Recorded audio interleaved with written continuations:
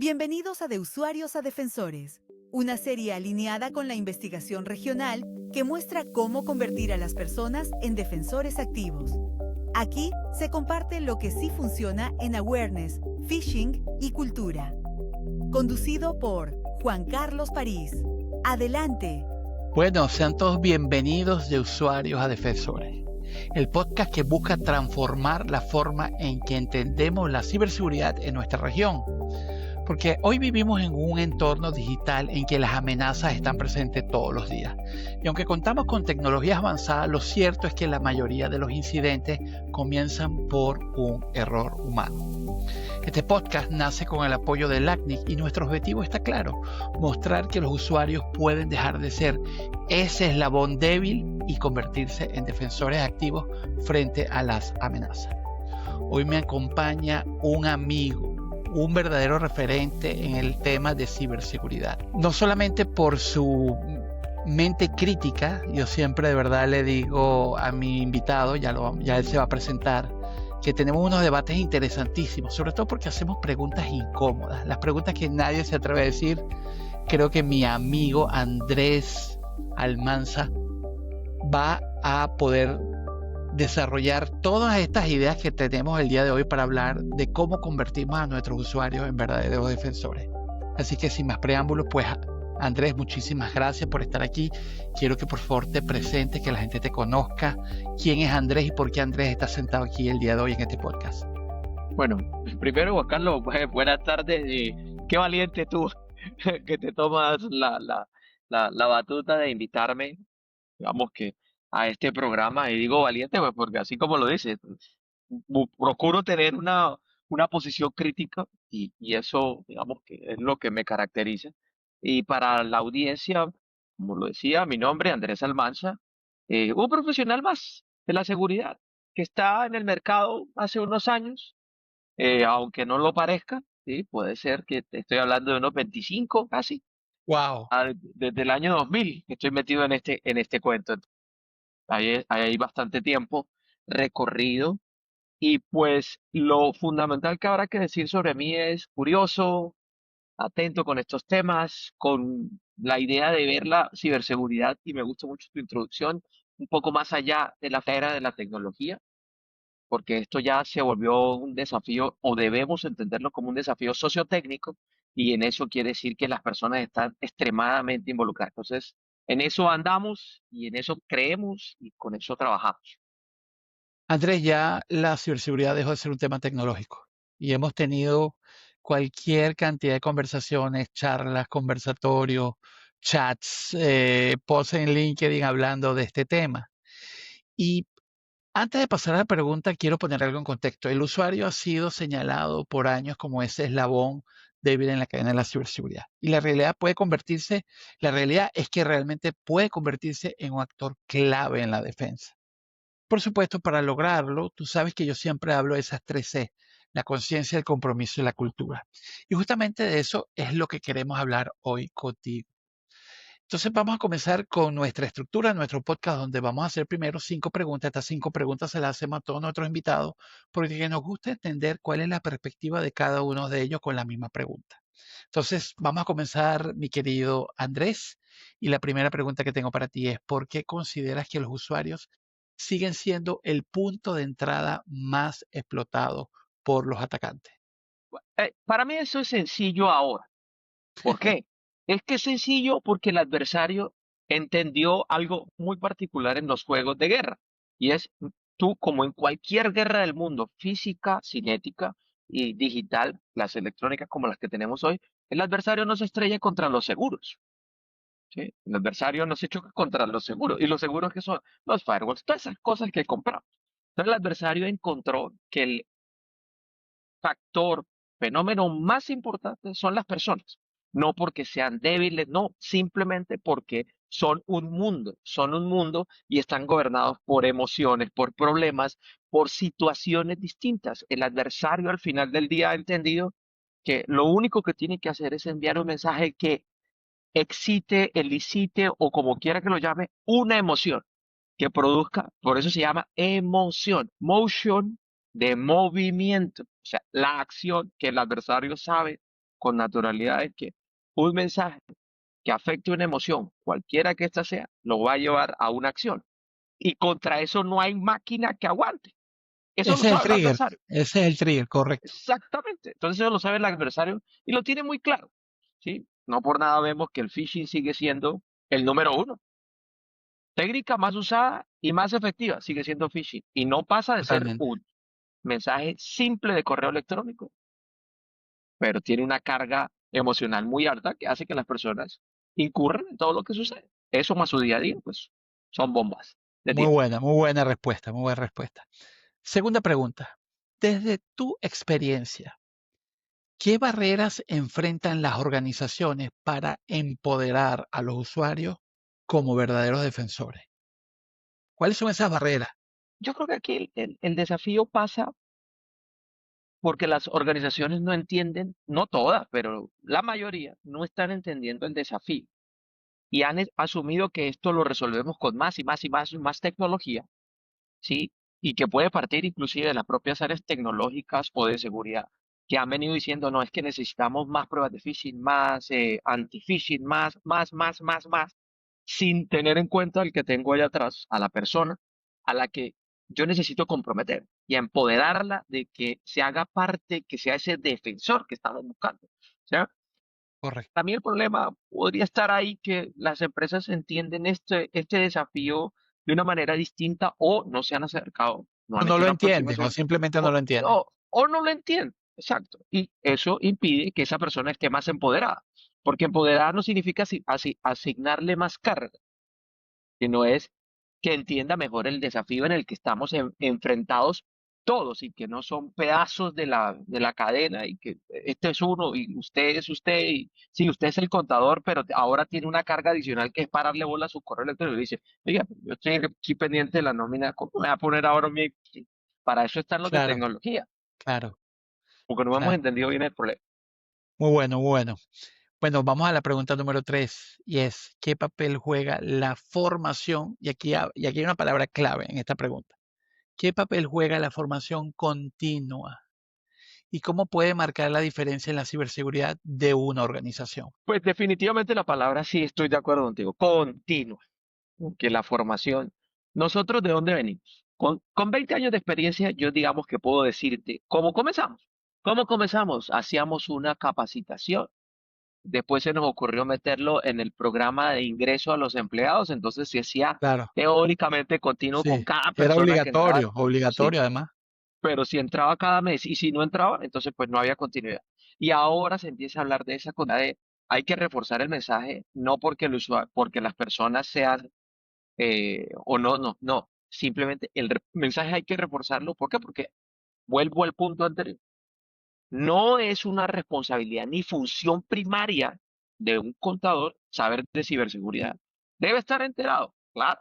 Entonces, la continuidad lo que va a hacer es generar el desarrollo de algo que se llama en las ciencias conductuales y sociales la práctica deliberada, que es lo que yo necesito. Yo necesito que haya práctica deliberada y la práctica deliberada solo se hace con la continuidad. Por eso se Claro. hace esencial. Y esa práctica deliberada, ahora que la mencionas, me llama la atención de que también entendemos que nuestro cerebro es un músculo y se entrena y se educa. Y entonces tenemos una memoria muscular, pero también tenemos una memoria conductual también que nos permite actuar de Así es, manera casi que automática. así Aquí es. me da mucha risa porque mis usuarios, cada vez que les llega un correo extraño, casi que me agarran por la mano y me sientan en la computadora y me preguntan si pueden hacer clic. Pero Cosa eso que me quiere parece decir que tu trabajo fantástica, pero está, está bien. pero eso quiere decir que tu trabajo lo estás haciendo bien, porque has generado, eso lo viví hace muchos años. El punto de satisfacción más alto que yo he encontrado es ese, que después de haber hecho tantos ejercicios y tantas cosas, alguien me dijo, es que yo ya no doy clic y yo prefiero llamarte. Y yo, es más, para contar una experiencia de una vez, un día en un aeropuerto, mucho tiempo después de esa organización, mucho tiempo después, estoy hablando casi 10 años después, me encontré a esa persona en un aeropuerto y me dijo, ¿sabe de qué me acuerdo yo? Que yo siempre me he quedado con la duda de tener que llamarlo, buscarlo para ver si los mensajes, y yo decía, wow, han pasado 10 años desde que yo salí de esa empresa, imagínate. Bueno, el Entonces, mensaje llegó y el se grabó mensaje llegó y se en su quedó consciente, instalado, correcto. ¿sí? Y se quedó Totalmente. instalado. Extraordinario. Bueno, vamos a la pregunta número 4. ¿Puedes compartirnos, por favor, un ejemplo, un caso de éxito o un reto en el que la capacitación haya cambiado la forma en que un equipo respondió a una amenaza? Sí, mira que yo tuve un ejercicio en empresa. Bueno, creo que la acabas de contestar de manera, Pero tengo pero otra que exacto, sí. vamos a ver esa otra. En otra empresa tenía un equipo pequeño, era el director de seguridad y tenía un equipo pequeño, y se nos ocurrió crear, en ese tiempo, y estoy hablando por ahí como del 2014, se nos ocurrió crear el programa Defensores. Y el programa Defensores era ir por cada área y decirle Ujú. a alguien, venderle la idea que una forma en como queríamos ayudar a desarrollar más a las personas era que supieran de ciberseguridad. Al final era un enlace que esos grupos terminamos teniendo un equipo de 200 personas, era una organización grande.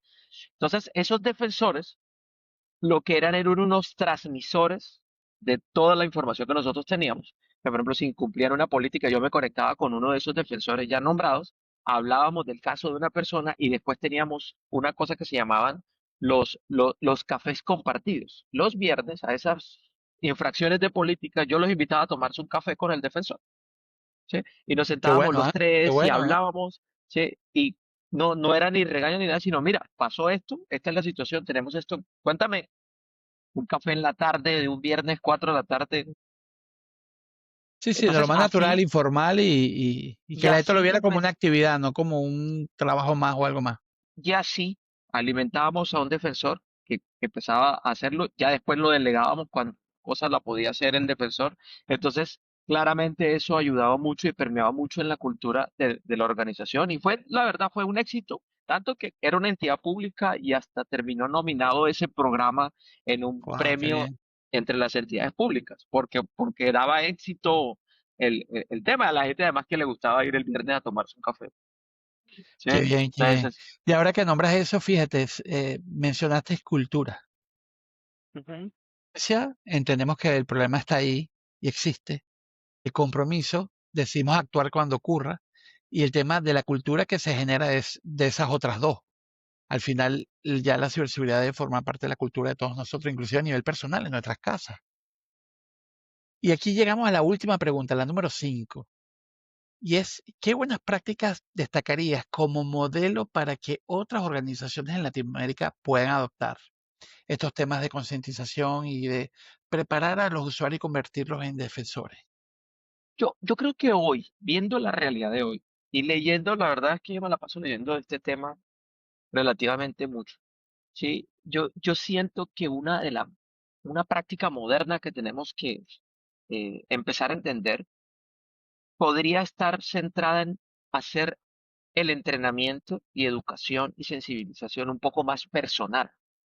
No se puede impartir estas prácticas como lo hacíamos antes, una capacitación para todos, igual, eh, porque hoy, por ejemplo, si tú lo miras a una empresa cualquiera, como la tuya, como Claro, la de cualquier, tú tienes un ambiente multigeneracional. Entonces, a un X o un baby más atrás, o inclusive a esos más antiguos, pues les servirá de pronto el modelo de cumplir una política, pero a un Gen Z, a un millennial o a un centennial o inclusive no le sirve. no le interesa. Entonces nos No es tocará, que no le sirve, no le interesa.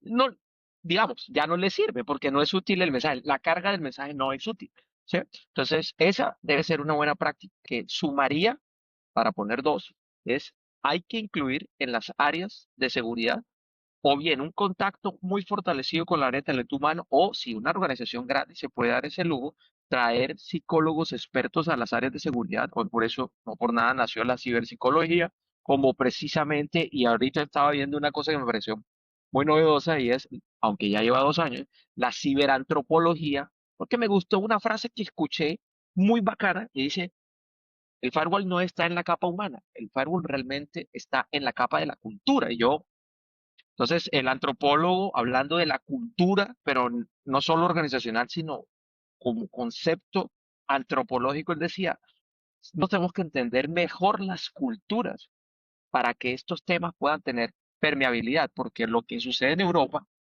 que puede suceder en Estados Unidos, no es lo No es lo mismo y no mismo, es la misma forma en no es cómo lo las mismo. culturas se Correcto. envuelven. Entonces yo, wow, esto, También antropología es un tema hoy en el cultural, mundo. correcto. Mira, déjame decirte que tú fuiste una de las primeras personas que escuché el término ciberpsicología. Y de verdad eso fue como una bomba que me cayó y eso fue, compartiste un libro maravilloso.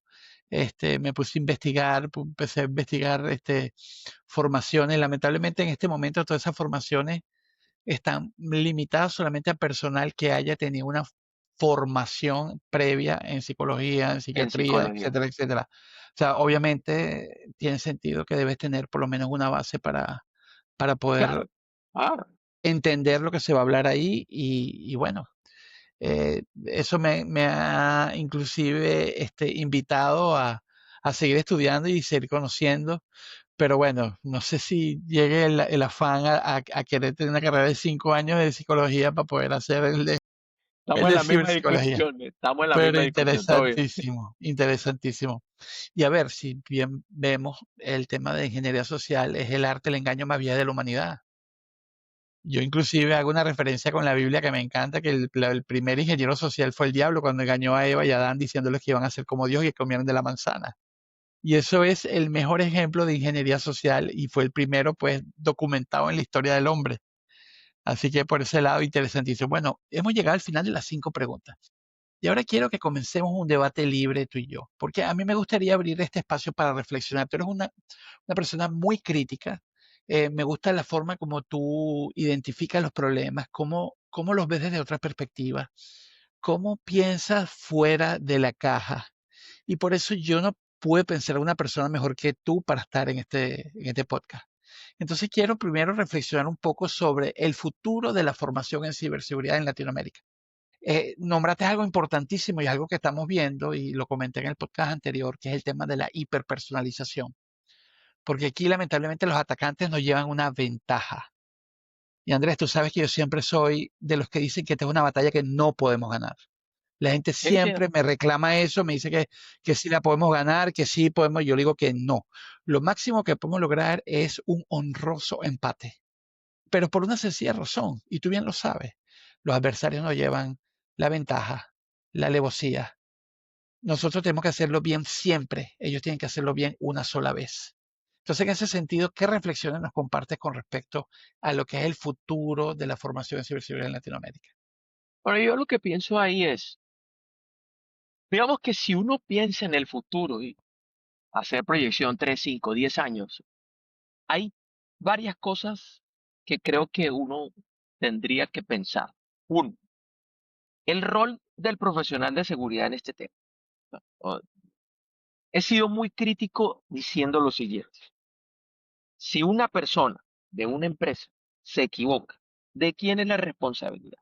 ¿De la persona que normalmente es ignorante en estos temas o aquel que supuestamente lo educa en estos temas? Entonces, yo creo que hay que partir de una premisa fundamental y es, nosotros tenemos que hacernos responsables de la carga que tenemos y es entrenar y educar. No es compartirle y decirle que phishing es o que la política es, que es lo que hacemos Totalmente, regularmente. O sea, totalmente. indistinto de lo que diga, eso es lo que hacemos regularmente. O sea, uno Y tiene tú que ser sabes práctico. y perdón que te interrumpa, tú sabes que los tecnólogos somos expertos en echarle la culpa a los usuarios.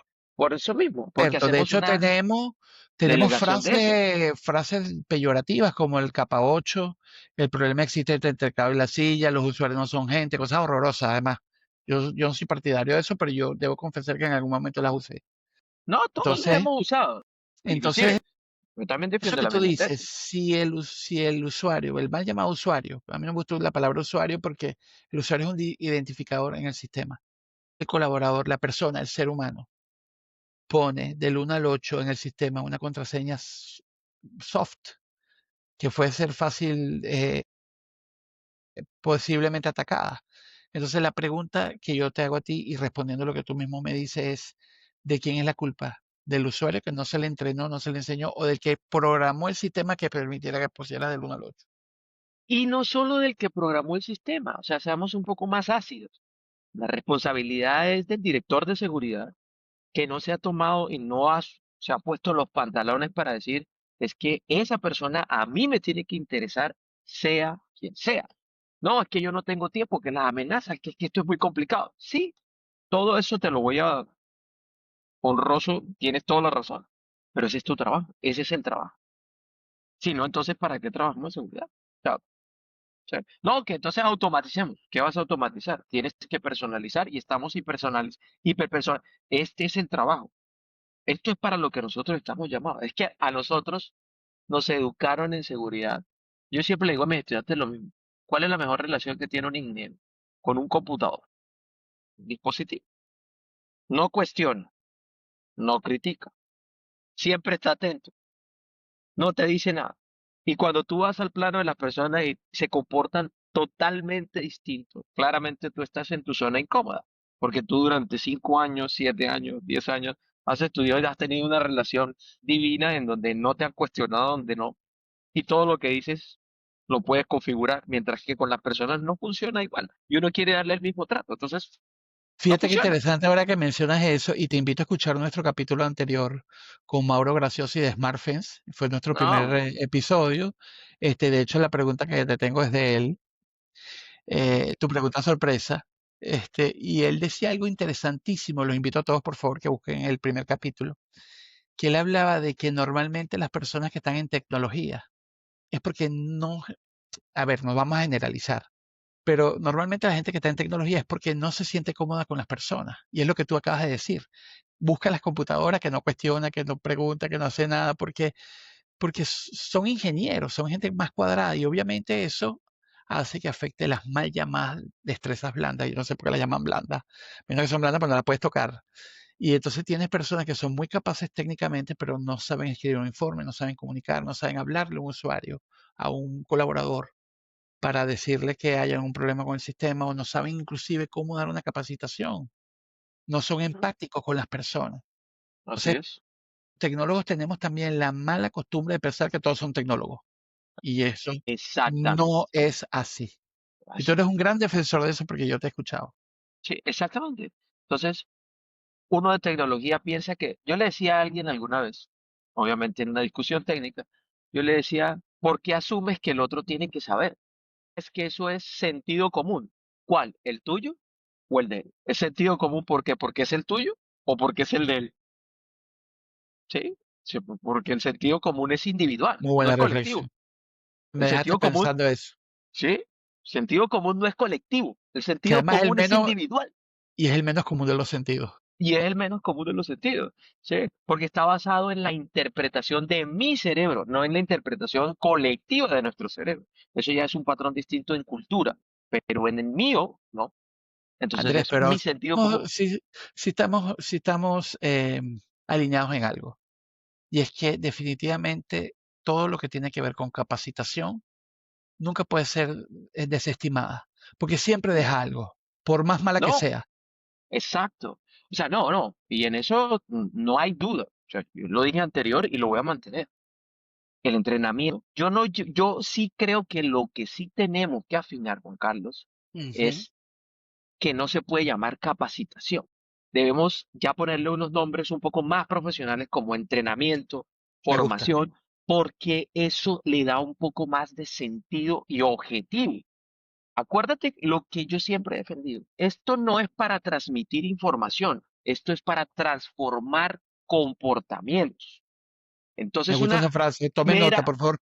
Repítela, por favor, aquí a la audiencia. esto no es para Escuchen bien transmitir lo que va a información, salir esto de es la boca para de Andrés. transformar comportamientos. Y lo Transformar que nosotros comportamiento. hacemos es transformar comportamientos, o ese es el objetivo. Entonces, una mera capacitación se queda en una acumulación de información que nuestro cerebro, por su Lo que poco yo interés llamo en el tema, la va a desaparecer prontamente. lo que yo llamo el efecto Hagas lo que Alka-Seltzer. hagas. El efecto Exactamente. Alka-Seltzer. Y perdón por mis amigos, y tengo muchos que se dedican a gamificación y todo eso, la ciencia ya ha mostrado que simplemente eso son elicitación de estados temporales. Es decir, que tú en un mes la persona recordó que jugó, pero no recuerda de qué jugó. Recordó que se Wow, sintió bien jugando, pero no wow. recuerda cuál era el propósito del juego. No, Aquí muchos te van a amar y muchos te van a no, odiar, pero eso me lo encanta. siento, pero eso es lo que dice la ciencia. Yo leyendo ciencia de Está esa muy vaina bien, está decía, muy bien. sí, la gamificación funciona. Sí, pero tenga en cuenta que usted está interviniendo un estado emocional que cambia con el tiempo. Entonces, El comportamiento al final puede que no, conductualmente hablando, en el largo plazo, no funcione. Por eso sí No necesitamos funciona. la continuidad, la continuidad, la continuidad. Eso mismo es lo que estamos y podríamos discutirlo con el tema de las herramientas. Las herramientas conductualmente puede que no ayuden conductualmente. Ayudan a controlar Claro. el momento presente, pero conductualmente no cambian un comportamiento. Claro. Andrés, ¿Sí? y más allá de la tecnología, ¿qué crees tú que podemos hacer para dejar atrás esas etiquetas de usuario débil y hablar ahora de un usuario defensor, de convertir a ese colaborador, a esa persona, a ese ser humano en un defensor? Yo siempre hablo de que cuando se cambia la percepción de los colaboradores dentro de la organización y se ponen en esa primera línea de defensa, estás agregando cientos de ojos a ese trabajo de supervisar y controlar la seguridad de las organizaciones. ¿Qué me comentas al respecto? Pues yo pienso aquí que es eh, una cosa que siempre, tú para qué, o sea, cuando tú quieres volver a alguien un defensor, tiene un propósito. El propósito es sumar, ¿cierto? A tu esquema. Es lo primero. Entonces, lo primero que tiene que pasar es que tú tienes que seducir, enamorar, comprometer, que son parte de algo importante. No que es una carga, que es una, no, tienes que, como cualquier venta, entonces lo que vende la seguridad al final de cuentas con la persona es que hacen parte de una fuerza que hace que ese negocio sea sostenible. Si quieres utilizar es que mire, sume, porque con esto ayudamos a la empresa a que mantenga la sostenibilidad empresarial, que eso pueda representar ingresos, que todos mantengamos nuestro trabajo, empleo, bla, bla, bla, por las Tener un razones que ya sabemos. propósito, el propósito. Exactamente, el propósito. Al final del día, contarles a ellos cuál es el propósito y hacerlos parte del propósito les va a dar un sentido de pertenencia, Me como dice gusta, John me Maxwell. gusta, John Maxwell me dice, gusta. mira, me gusta la regla de John Maxwell, 25, 50, 25. 25% de las personas, sin importar lo que sea, se van a enamorar de tu idea. No importa, ya tú le caíste bien porque te parece chistoso, agradable. 50% tienen duda y 25% van a, no importa lo que hagas, van a. Entonces, el estratega que está conectando con propósitos, ¿qué tiene que hacer? ¿En dónde tiene que trabajar? Darle carga al 25 para que ayude a enamorar al otro 50. Cuando logres el 75, tienes mayoría. ¿Qué estás haciendo con el otro 25? Que por simple presión social tienen dos opciones. O son los radicales, o muchos de esos van a estar arrastrados hasta el 50% al mes. Entonces tú del 75 puedes aumentar 80, 85, hasta el 90% y Va estás jugando ahí, bello, va jugando ahí. Me gusta, bello. ¿Sí? me gusta, me gusta. Mira, Andrés, ya estamos llegando al final y para cerrar, siempre le pedimos a nuestros invitados tres aportes muy concretos para la audiencia. Y el primero es que quiero que por favor nos deje una recomendación dirigida a las organizaciones y a sus equipos de tecnología y ciberseguridad. ¿Y qué acción concreta recomendarías para fortalecer las defensas de sus colaboradores? La acción concreta hoy es mucho más investigación y trabajo en el desarrollo del comportamiento. Esa es la acción concreta. Hay que trabajar en modele el comportamiento y diga, el comportamiento que quiero es este, los ejercicios que voy a utilizar son estos. O sea, no es al revés Perfecto. de decir, háblala, sino usted dice comportamiento X, práctica Concreto. Y, esto es Ser concreto, concreto. Perfecto. ser concreto. Me gusta eso. El segundo call to action que tenemos acá es un consejo personal para cualquiera que ahora mismo nos esté escuchando. Algo que tú pudieras compartirle de tu vida diaria para protegerse de los ciberdelincuentes y que se convierta, por supuesto, en un verdadero defensor. Ese es para nuestro amigo, ya va, ya me repetir esto. Esto tiene que ver para cualquiera que esté escuchando en este podcast y no necesariamente tiene que ser una persona técnica, puede ser la señora María, que es una ama de casa, o el señor José, que es un taxista, que seguramente pudiera llegar a este podcast porque tiene algún interés en el tema de ciberseguridad. ¿Qué consejo le daría? Yo lo que diría es más una recomendación desde el otro mundo que me gusta, que es el mundo mindfulness. Ser un poco más, o sea, hacer pausa, pausa. No, no necesita nada más, una pausa. Llegó un mail, haga una pausa. Detente. No haga nada más. Es más, no, ni siquiera de tecnología. Simplemente respire antes de leer el correo. Eso es todo, para oxigenar su cerebro y que de ahí en adelante las cosas funcionen. No más. Nosotros tú sabes que yo no sé si tú lo sabes, Andrés, yo soy instructor de buceo. Sí, Y sí, claro, nosotros en sí. el buceo tenemos una máxima que dice, cuando hay un problema, cualquier problema, debajo del agua obviamente, ¿no? Para no entrar en ese ciclo del estrés y el ciclo del pánico, uno tiene que detener todo lo que está haciendo, pensar, respirar, si se puede respirar, porque lo que no puedes respirar pues no tienes aire, y actuar. Pero esa pausa de pensar, normalmente rompe la ingeniería social. Así que te felicito por ese consejo que ha sido fantástico y me ayuda a conectar con esa idea que en algún momento quería desarrollar acá, pero tú te me has adelantado en muchas cosas. Mira, y tenemos aquí eh, vamos a decir repito, y finalmente tenemos una tradición, ¿no? Donde le pedimos a cada invitado que deje una pregunta sorpresa para la próxima persona que venga al podcast. Y yo tengo la pregunta para ti, que le ha dejado nuestro amigo Mauro Graciosi. Y esa pregunta de Mauro creo que viene de anillo al dedo para a ti, porque yo no hubiera escogido otra persona mejor para hacerla. Mauro quiere saber si tú pudieras echar el tiempo atrás, y ya sabemos que tienes muchísima experiencia en el tema de la ciberseguridad, tienes más de 25 años cuando ni la palabra existía, ¿ok? Así es. Ok, si tú pudieras echar el tiempo atrás, ¿ok? Y ver hacia el futuro, ¿qué consejos nos darías de las cosas que hiciste que a lo mejor pudieras cambiar? Buena pregunta, ¿verdad?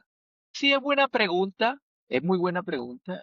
Y yo lo primero que diría, si me llevo toda mi experiencia, yo dejaría desde el principio el, la idea del conocimiento técnico y me hubiese dedicado desde el principio a crear muchas más conversaciones y relaciones de ciberseguridad y me Wow. hubieran dado más tiempo. Porque yo tengo una máxima, la ciberseguridad no sucede en la implementación, sucede en la conversación. Entonces, eso lo hubiera hecho allá. Andrés, te voy a pedir una vez más que repitas esa frase, porque estas frases tuyas las voy a acuñar todas y claro, ya cuando las publique en mi link tengo que ponerte los créditos, pero por favor repite esa frase. La ciberseguridad no sucede en la implementación, sucede en la conversación. Para poder implementar algo yo tengo que conversarlo. No me aprueban un proyecto de ciberseguridad sin conversarlo, ni los números, así sea con números. Eso sucede ahí. Excelente, excelente. Oye, ha sido, bueno, si te pasó los 30 minutos tan rápido como a mí y a la audiencia, quiere decir que esta charla ha estado no solamente llena de aprendizaje, sino ha sido divertida y amena. Para mí estos 30 minutos parece que fueron 5. Espero que haya sido igual para ti. Y Oh, ahora te toca a total. ti, y ahora te toca a ti dejar entonces esa pregunta para la próxima persona que venga. Ok, entonces queremos ahora invitarte a ti a dejar esa pregunta para nuestro próximo invitado. Pues bueno, yo dejaría como pregunta, ¿qué tendrá que hacer distinto? ¿O qué tendría que hacer distinto el profesional de seguridad que se va a sentar en la silla? Y todos en general, ¿qué tendrá que hacer distinto para tener un poco más de empatía, conexión con las personas que entrena? ¿Qué tendrá que hacer diferente, distinto, diverso? No, no una práctica repetida atrás, sino diferente. ¿Qué tendrá que dejar atrás y hacerlo totalmente distinto? Yo le dejaría esa pregunta. Piensen qué va a ser distinto. La próxima. Sería mi pregunta. Bueno, bueno, muchísimas gracias Andrés por acompañarnos hoy. Ha sido una conversación de verdad valiosa y llena de aprendizaje. Y a quienes nos escuchan, gracias por ser parte de Usuarios a Defensores. Y recuerden, la ciberseguridad no depende solo de tecnología, sino también de nosotros. Cada uno puede ser parte de esa primera línea de defensa. Y con esta reflexión nos despedimos por hoy. Nos escuchamos en el próximo episodio y hasta luego. Queremos agradecer muy especialmente a nuestro invitado por compartir su experiencia y ayudarnos a crear conciencia. También a LACNIC por patrocinar este proyecto que impulsa la ciberseguridad en nuestra región. Y, por supuesto, gracias a ti por escucharnos y ser parte de esta comunidad que trabaja cada día para convertir a los usuarios en defensores, en la primera línea de defensa frente al fraude y la ciberdelincuencia organizada. Nos encontramos en el próximo episodio de Usuarios a Defensores.